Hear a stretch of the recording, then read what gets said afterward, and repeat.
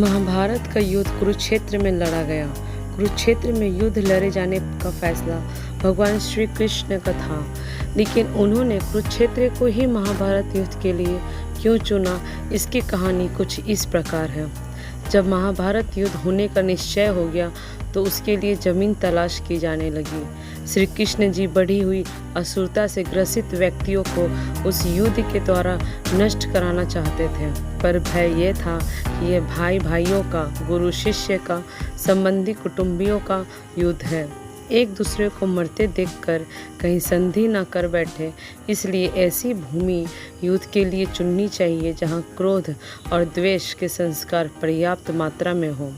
उन्होंने अनेकों दूत अनेकों दिशाओं में भेजे कि वहां की घटनाओं का वर्णन आकर उन्हें सुनाए।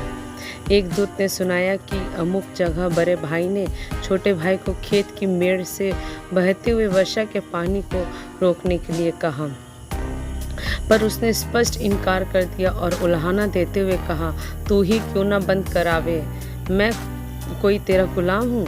इस पर बड़ा भाई आग बबूला हो गया। उसने छोटे भाई को छुरे से गोद डाला और उसकी लाश को पैर पकड़कर घसीटता हुआ उस मेड़ के पास ले गया और जहाँ से पानी निकल रहा था वहाँ उस लाश को पैर से कुचल कर लगा दिया। इस नृशंसता को सुनकर श्री कृष्ण ने निश्चय किया, यह भूमि भाई भाई के युद्ध के लिए उपयुक्त है।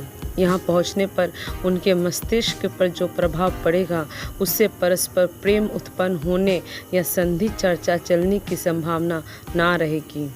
वह स्थान कुरुक्षेत्र था, वही युद्ध रचा गया। महाभारत की यह कथा इंगित करती है कि शुभ और अशुभ विचारों एवं कर्मों के संस्कार भूमि में देर तक समाये रहते हैं, इसलिए ऐसी भूमि में ही निवास करना चाहिए जहां शुभ विचारों और शुभ कार्यों का समावेश रहा हो। हम आपको ऐसी ही एक कहानी और सुनाते हैं जो कि श्रवण कुमार के जीवन से संबंधित है। जब श्रवण कुमार ने अपने माता पिता को कांवड़ से उतार कर चलाया पैदल।